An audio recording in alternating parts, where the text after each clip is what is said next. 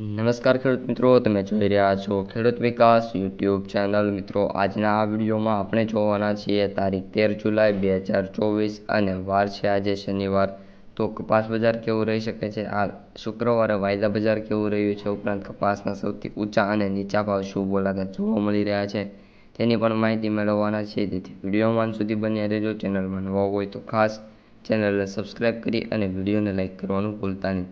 સૌપ્રથમ કપાસના સૌથી ઊંચા ભાવની વાત કરીએ તો જામજોધપુરની અંદર કપાસના ભાવ 1400 રૂપિયાથી લઈને 1600 રૂપિયા સુધી બોલાતા જોવા મળી રહ્યા છે. અને કપાસના સૌથી નીચા ભાવની વાત કરીએ તો ધ્રોલની અંદર બોલાતા જોવા મળી રહ્યા છે, જેમાં 1058થી લઈને 1206 રૂપિયા સુધી બોલાતા જોવા મળી રહ્યા છે.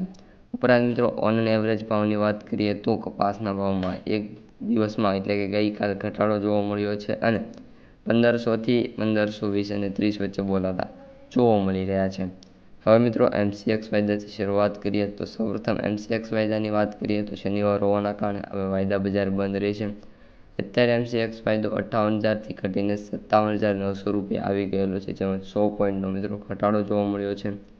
આપણે વાત કરીએ તો 5/7 મિત્રો 58,100 હતો અને અત્યારે મિત્રો વાત કરીએ તો ઘટીને આવી ગયેલો છે 57,900. ત્યારબાદ ન્યુયોર્ક વાયદાની વાત કરીએ તો $71.43 ચાલી રહ્યો છે, જેમાં અપડાઉન જોવા મળી રહ્યું છે. 12 તારીખે 70 અને ત્યારબાદ 13 તારીખે વાત કરીએ તો ફરી એકવાર $71.33 ચાલી રહી છે.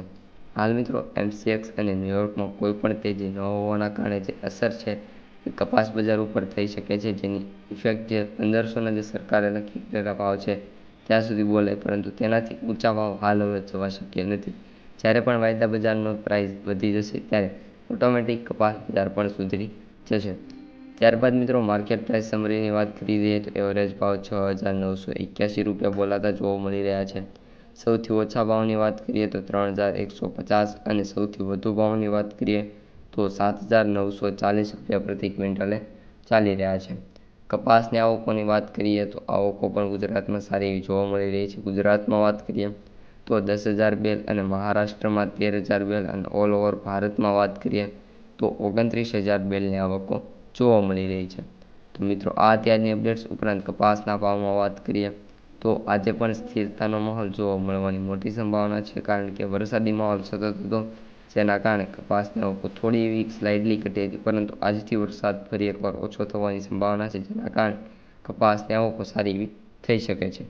બસ આજના વિડીયોમાં આટલું જ. વિડીયો કેવો લાગ્યો કોમેન્ટમાં જણાવી દેજો. પસંદ આવ્યો હોય તો ખાસ વિડીયોને લાઇક, શેર અને સબસ્ક્રાઈબ કરવાનું ભૂલતા નહીં. અસ્તુ. જય હિન્દ, જય જવાન.